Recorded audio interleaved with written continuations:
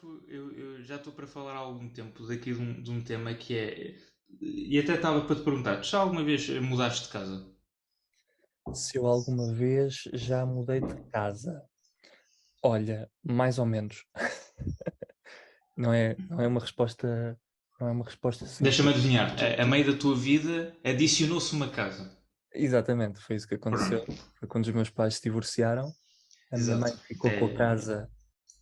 Na verdade, já mudei de casa. Já mudei de casa. Mudei de casa quando tinha 4 anos. Ah, ok, mas não tens memória suficiente para. Tenho alguma memória da casa antiga e lembro-me da mudança. E teve impacto?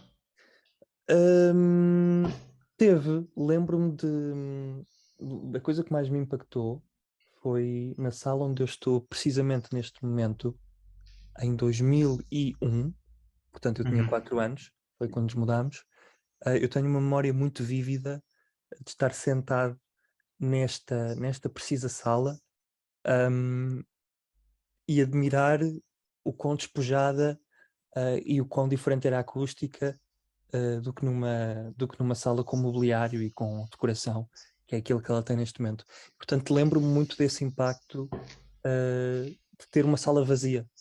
Uhum. Lembro-me muito, muito bem disso, vividamente. É que eu este ano já mudei de casa 3 vezes. Uhum.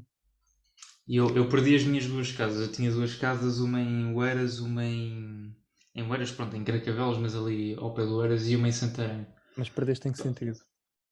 Perdi no sentido em que se vendeu. Os meus pais também Ah, se separaram e pronto. sim, os teus E, pais esperaram-se. e eram duas casas que eu esperava herdar, por assim dizer. Claro. Porque pá, é uma experiência muito intensa. Uhum.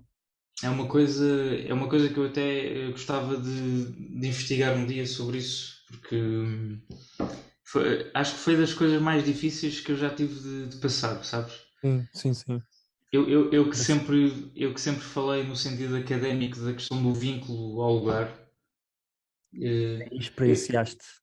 experiência, eu lembro-me, aqui há uns anos, os meus avós viviam no bairro Portugal Novo, ali nas Olaias, que é considerado o bairro mais perigoso de Lisboa, se não do país. Eh, eu lembro-me em 2009, os meus avós foram viver para o Algarve.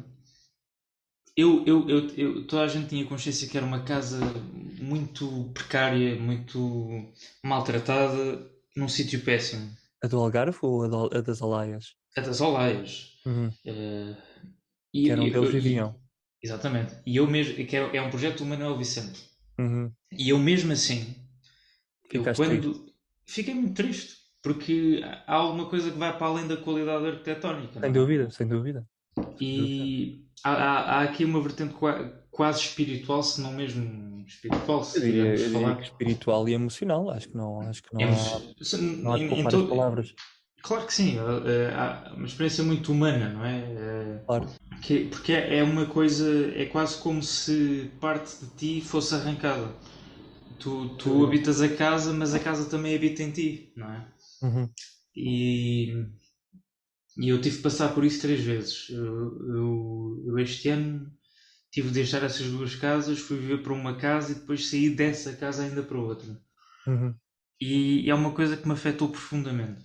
E há uma coisa que me incomoda também, que é eu passados, já passou quase um ano, e eu continuo a achar que a minha casa está no mesmo sítio Está no mesmo sempre. sítio? Claro, claro. Sim,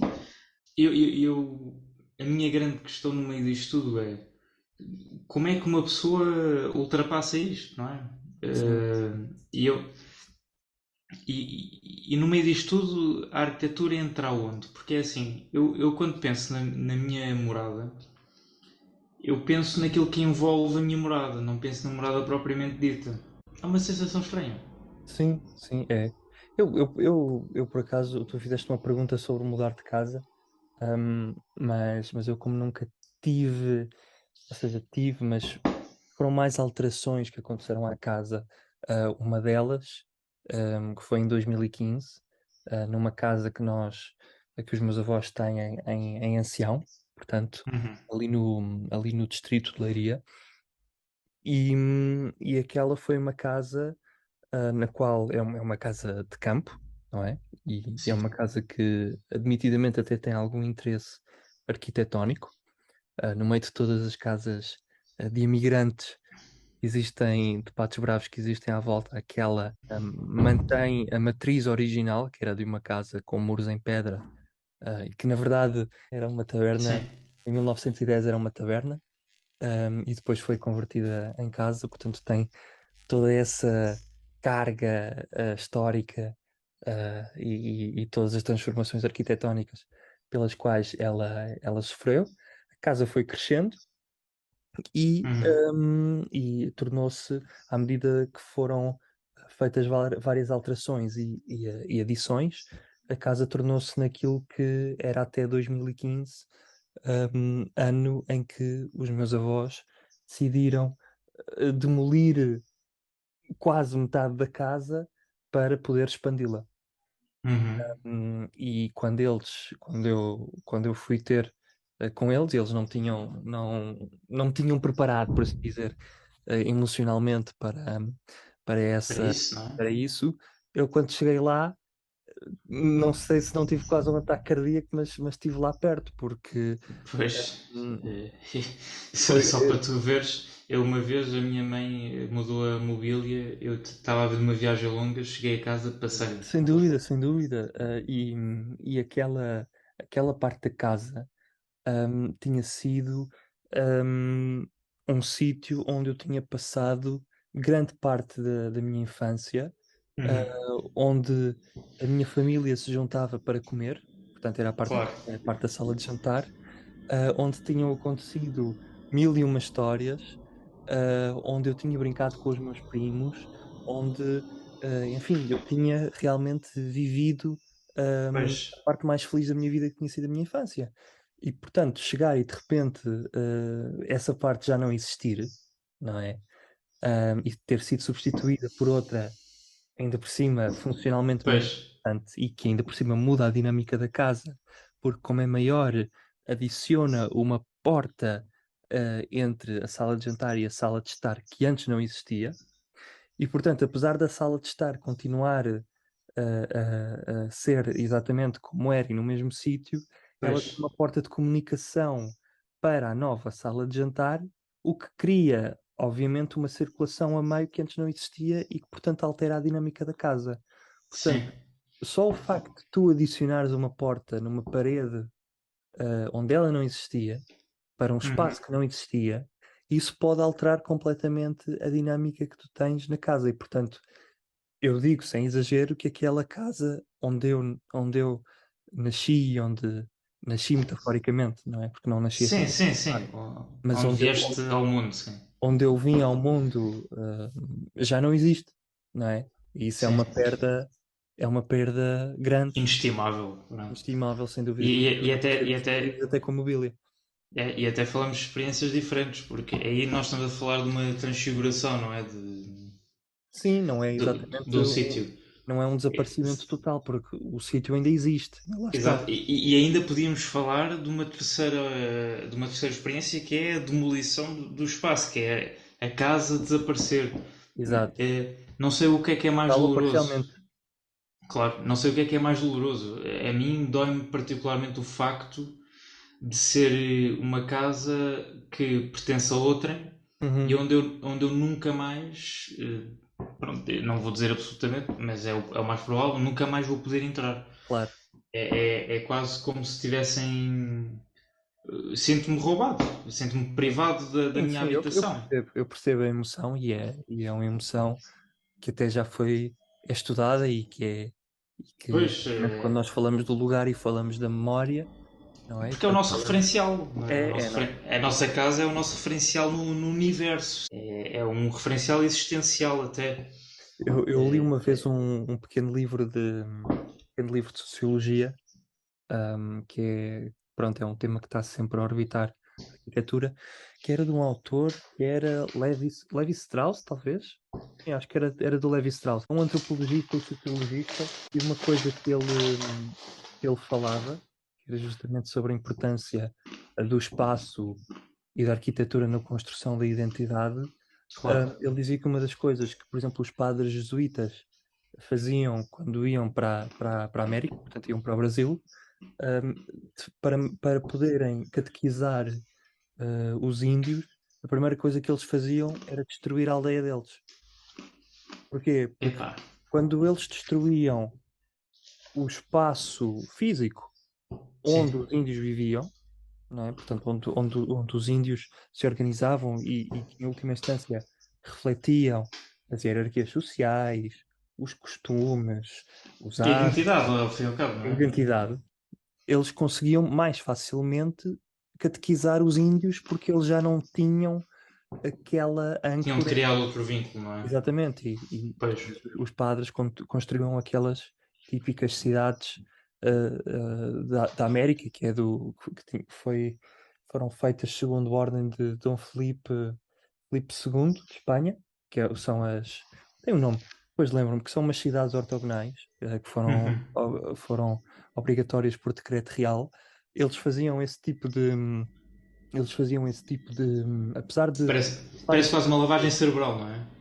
No fundo é uma lavagem cerebral, mas com recurso à destruição da memória, à destruição do espaço. É, pois, Hum, pois. Que horror. Sim, no fundo, Eu sou um epá, sádico. eles eram um bocadinho sádicos, mas pronto, eram outros tempos. Mas uma coisa que eu tenho encontrado, e que eu tenho aprendido desde 2015, desde esse momento. Desde que engraçamos. Hã?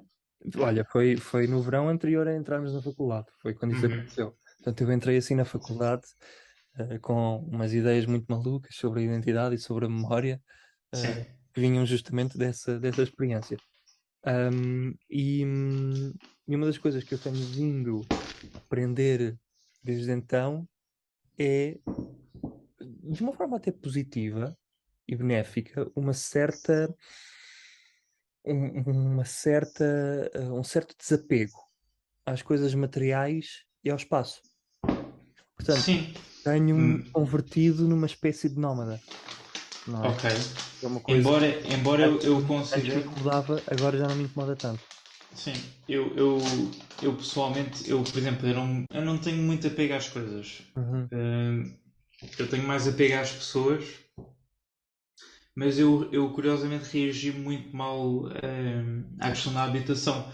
Mas é que a questão da habitação é que a arquitetura, não sei se concordo, mas a arquitetura transcende a matéria. claro. Porque a arquitetura é espaço, não é? E O Brasil, o espaço não sei se pode ser qualificado como matéria. Pronto, é modelado pela matéria, é certamente, modelado não pela é? matéria, mas o espaço em si, Mas é personalizado efetivamente, pelo ser humano. claro, É, é-lhe atribuída uma uma, carga. uma carga emocional, funcional, etc., que não é inerente à própria matéria, é isso que tu queres dizer, não é? Exato. Sim, e até se nós plagiarmos alguns autores, a função primordial da arquitetura das cidades é serem repositórios de memória, Exato. individual ou coletiva. E É uma perspectiva bastante conservadora é uma do. conservadora, é uma perspectiva real, ou seja, é, eu acho que é inevitável que o ser humano crie vínculos, não é? Uhum, O Agostinho da Silva dizia uma coisa muito interessante sobre conservadores. Há os conservadores da sardinha e os conservadores da lata. ok, Nós todos acabamos por ser conservadores de alguma coisa, não é? sim.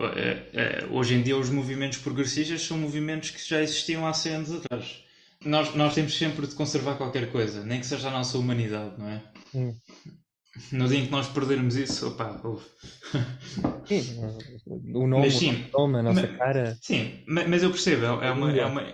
é uma visão que já tem alguma longevidade, não é? Sim, eu acho que sim. Ou seja, não é que ela não esteja correta, mas acho que podem haver outras perspectivas. Oh, ah, pá, claro que sim, a arquitetura hoje em dia é eventualmente, efêmera. eventualmente não sobre a cidade, porque a cidade é, queiramos quer não, um repositório de memórias, porque é fixa, É não porque é? é um património já, não é? A cidade já é património. Exato, e porque está lá. Mas se tu, por exemplo, tiveres uma cabana de um índio, não é? Ou uma daquelas tendas que vemos, por exemplo, que víamos nas sociedades da América do Norte e mesmo da América do Sul. Mas é que aí a arquitetura é uma coisa mais idealista. Exato, porque uma tenda não deixa de ser arquitetura. É uma arquitetura efêmera, que não permite E hoje em dia a e arquitetura não, não configura uma cidade que é depois um repositório de memórias. a geração de arquitetos que faz arquitetura para ficar. É óbvio que há arquitetos que ainda o fazem e vai continuar a haver. Não, Mas continua. o CISA ainda é um arquiteto que faz arquitetura para ficar, por exemplo. Mas cada vez há mais arquitetos que fazem arquitetura passível de não ficar. Claro. Propositadamente, Sim, não é? sim. As Sem quais ficam se, registros fotográficos. por exemplo, sem o deslumbramento de que eles fazem arquitetura fixa. Até Claro. porque eh, poucos são os arquitetos que querem. Estou a ser injusto, mas eu diria que há muita gente que poderá não querer ter o compromisso de provocar alterações com um grande espaço de tempo de alteração e de maturação. Uhum. Há poucas pessoas que se querem comprometer a fazer alterações definitivas na cidade Sim. e, portanto, optam por tecnologias construtivas que são mais fáceis de ser removíveis. Ok. Por exemplo, não é Uhum. o caso do MISO. O MISO, por exemplo, constrói muito com metal e com tecnologias também é possível serem remodeladas, têm alguma flexibilidade, mas Estás a falar de quem? Do Mies van der Rohe? do mesmo erro. Ah, Mas o MIS também fazia arquitetura para ficar, na minha opinião. Claro que o MIS também já passa por aquela fase em que há as exposições dos pavilhões, aqueles pavilhões que são efêmeros, ao fim e ao sim, cabo. os pavilhões de Paris de 37, não é? Em que tinhas Exatamente. o que era apresentado. Sim, sim, Aquele pavilhão em Barcelona é apelidado de obra suprema acidental, porque aquilo não claro. era suposto ser uma coisa para ficar. Sim, Mas, e depois foi reconstruído até. e foi reconstruído praticamente à letra, não é? Claro. Se não à letra. Eu visitei aquilo e realmente vale a pena conservar. É uma experiência. O É uma, pavilhão de, é uma o experiência pavilhão de obrigatória. Paris é uma experiência. Eu tive pena porque quando estive lá, foi no ano passado, Uhum. e foi justamente com este meu amigo polaco, o Kamil, e fiquei um pouco até. eh, Desiludido? Fiquei desiludido com uma coisa, que era Diz. com o facto de, no pavilhão, terem colocado uma espécie de ecrãs, eram umas televisões. Eu Que por acaso não apanhei não isso. apanhaste isso, sorte a tua. Porquê? Porque aquilo tem tudo um aspecto, e como aquilo não tem função nenhuma, não é só um espaço, É só espaço. é só espaço. Tu, todas as pequenas coisas que, de certa forma, poluam aquela arquitetura imaculada, completamente Uhum. Eu uma estou a perceber joia. Estás exatamente a onde tu perceber? queres chegar. Ou seja, tudo que não era suposto lá estar, eu diria que até as próprias cadeiras do Mias, vou a esse ponto dizer que as próprias cadeiras do Mias não deviam estar lá. Tudo o que quer que estivesse a mais e que não fosse Também da acho isso. arquitetura, não é? Que eu acho que tudo o É. que está para além da arquitetura não tem lugar naquele Está a mais. pavilhão, porque é uma Porque, espécie de igreja. porque, porque ali há claramente uma procura de síntese. A síntese, que não passa pelo mobiliário de maneira nenhuma, não é? Nada. Até porque até o próprio espaço ali não é muito contido, porque aquilo é quase um espaço que depois se desmaterializa. Sim, sim, sim. Aquilo é mais um jogo de planos do que um jogo de volumes. Claro, Mas sim, mas é uma experiência obrigatória. é. E é fabuloso, é fabulosa a relação do interior-exterior, não é? Completamente. E há Que, uma coisa que realmente me impressionou. eventualmente Não, porque não existem caixilhos de cortes térmicos nem rejeitos de exata, frio, claro. Não, mas pronto, é a é, vida. é um. Ou seja, mesmo quando estás dentro do espaço, tu não escapas do exterior, porque depois tens aquele pequeno espelho de água. É pequeno, Claro, é um grande espelho de água. claro. Mas é aquele pátio aquático, se quisermos. Sim, sim, Mas sim. o que me surpreendeu sobretudo é o controle. O controle, o desenho da estereotomia, todo aquele casamento. Fabuloso. Não é que haja. Ou seja, E há para a erros, e há altura. erros lá. E há erros, e se o Mias os visse, provavelmente não gostava. Por outro lado, aquilo não tem uma grande complexidade tectónica. E que em última Não, instância, eu não acho que tenha uma. Ou seja, há ali uma personalização dos elementos, sim, não é? Dos elementos primários, que pode ser complexa, pronto, para um arquiteto, nomeadamente, por exemplo, aqueles pilares, os pilares que ele usa, aqueles metálicos espelhados, cromados, são uma peça diferente. Mas, mas não há. A tríade é cumprida, é um embasamento, paredes, cobertura. sim, sim. Não há ali uma complexidade. Não sentes que aquilo é uma coisa impossível. Pronto. Sim, não há uma complexidade formal, não é? Não, aliás, pelo Não há contrário, não é? curvas, não há Quando tu, não quando há tu entras, cobras. quando tu entras em Santa Maria del Fiore, ficas deslumbrado porque não percebes bem como é que aquilo se aguenta de pé, Claro, claro, não claro, é? Ou no Mosteiro dos Jerónimos. claro. Mas ali não, Ali percebe-se, ali não é isso que te deslumbra. O que te deslumbra é precisamente o contrário. É como é que uma coisa tão simples pode ser tão boa. claro. É E, engraçado que quando o Frank Lloyd Wright visitou o pavilhão em 29, se não me engano, foi quando foi durante a inauguração, não sei se uhum. foi em 29, mas, mas mandou uma carta, ou escreveu num artigo a felicitar muito O o Mise. pela, pelo resultado, apesar daquele tipo de arquitetura não ser tão parecida. Bem, em 29 já era. O Wright tem assim algumas coisas que se assemelhariam àquilo, mas que era um Tem, tipo de tem. arquitetura que obviamente não é aquilo pelo qual reconhecemos o Wright, mas ele dizia que a única coisa que não gostava era dos pilares, não é? Eu acho os pilares Porque, fenomenais. eu sempre, ele dizia que para ele, porque o Wright era um arquiteto eventualmente mais tectónico, sob o ponto de vista clássico do que o Mies, porque o Mies. Ele tinha Oh, alguma dose de. Ele era um bocadinho eclético, apesar de quem? O tudo. Wright. O Wright, sim. Sim, sim, sim. Ele não largava completamente essa. Não, Pronto. não. Mas, sobretudo, o Wright dava mais importância à coluna e Sim, deixava talvez. transparecer a questão da estrutura de uma forma Uhum. mais evidente que o Mies, porque o Mies tinha o objetivo de. eh, O Miso quase que almejava uma coisa em suspense, não é? Exato, em suspense e dissolvida, e portanto É a por isso é que aquilo coluna, é cromado, não é? exatamente, é cromado justamente para refletir a luz e Para para parecer que não está lá nada. parecer que não está lá, exato. É, Vê-se que, é um, sempre, que, é mas um, que é um bocado o que hoje em dia também se procura, não é? Que é um bocadinho libertar. Às vezes até, eu tenho reparado nisso, das duas uma, ou se tenta dissimular a estrutura, sim, ou se liberta a estrutura liberta precisamente de para ela forma se evidente, afirmar. claro. Para ela se afirmar, não é? E o Mies estava claramente a evitar isso, e portanto o Wright diz-lhe que não gosta dos pilares porque ele nunca na vida esconderia os pilares, não é? Porque há aqui duas filosofias que são quase antagónicas. Há uma que eu pessoalmente até gosto, que é ligada à questão da verdade estrutural. Exato.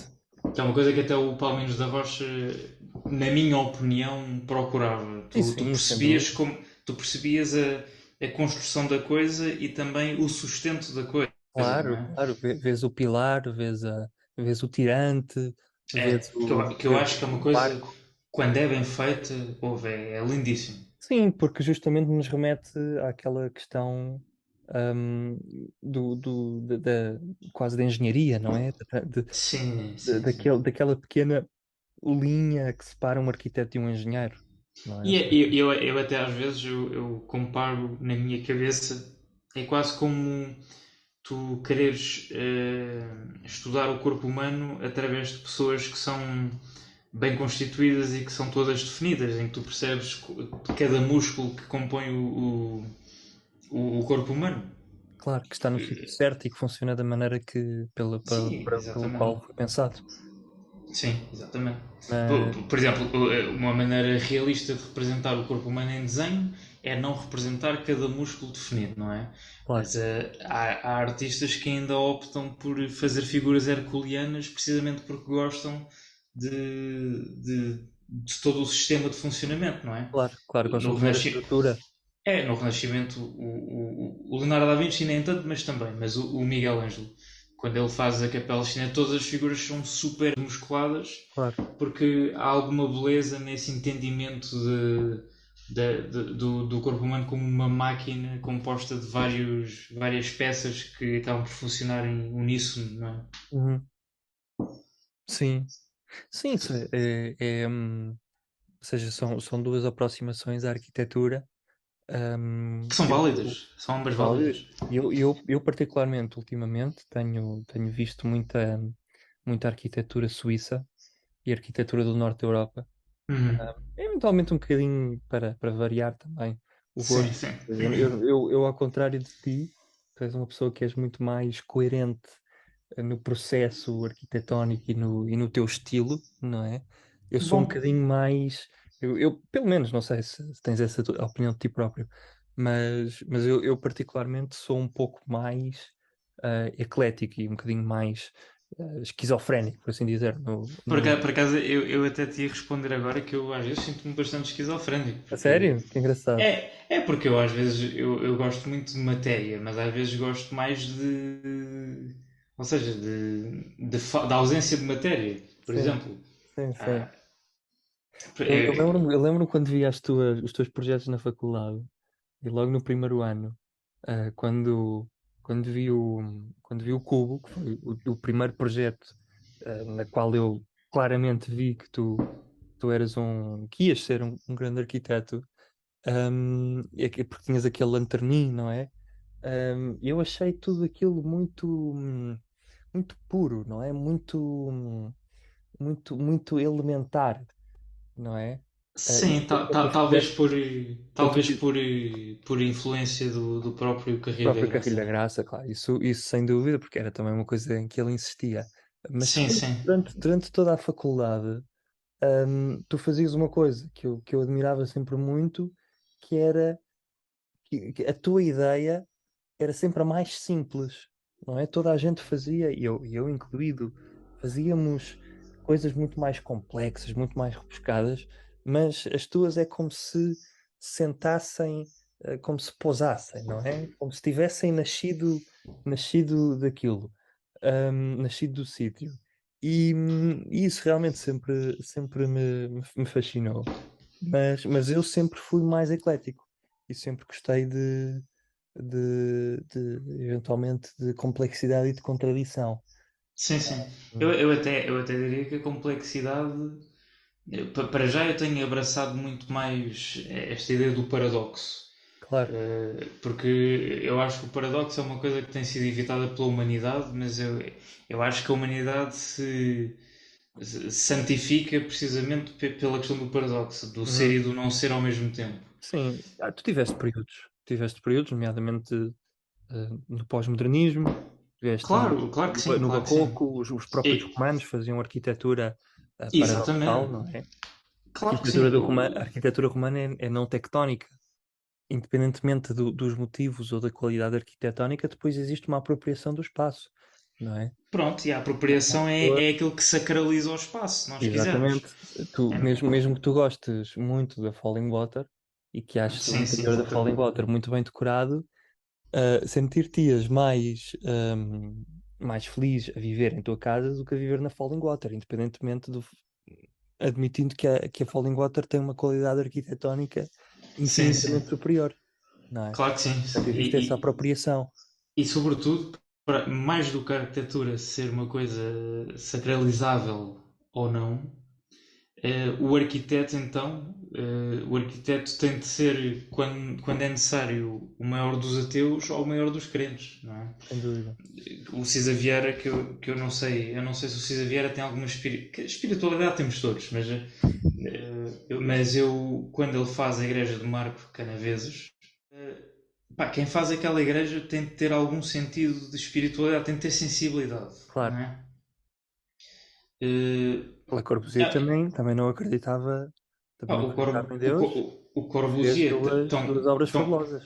o Corbusier tão rápido era comunista como fascista também, Claro, claro, não claro. é? Portanto, o arquiteto é quase como um ator, não é? É um camaleão que se adapta ao meio e a sua arquitetura também acaba por ser um bocado assim. E o seu estilo é um bocado irrelevante, não é? Acho que quanto menos estilo o arquiteto tiver, melhor, na Hum, minha opinião. o Le Corbusier não concordaria. O Corbusier, pronto, mas o Corbusier acaba por ser traído pelas suas próprias idiosincrasias. Depois, quando ele chega ao pé do Niemeyer, percebe, epá, mas isto. Eu fui traído pelo meu próprio estilo. O meu próprio estilo abria caminho a uma coisa que eu nem vi, não é? Exatamente. Há uma igreja do Le Corbusier, hum, que, que acho que foi, que acho que é a última obra do Le Corbusier a ser terminada, Hum, que é uma igreja, em França, Poissy, talvez, Poissy, que é uma igreja eh, muito bonita. Foi hum, concluída há poucos anos, depois de um período enorme de suspensão, das obras, e era muito interessante porque tu vias, hum, claramente uma pessoa para fazer uma obra daquelas, pronto, para não falar da Igreja de Ronchamp e do Mosteiro de La Tourette, não é? Que são que toda a gente conhece e que sim, toda a sim, gente são mais enigmáticas. são mais, são, exato, e que estão consolidadas sob o ponto de vista da sua fama. Mas Claro. esta igreja era muito interessante porque tinha toda uma parede, portanto, é uma igreja em betão, e tinha, Como todas as obras como todas do as corpo. obras do Menos o mesmo Cabanão.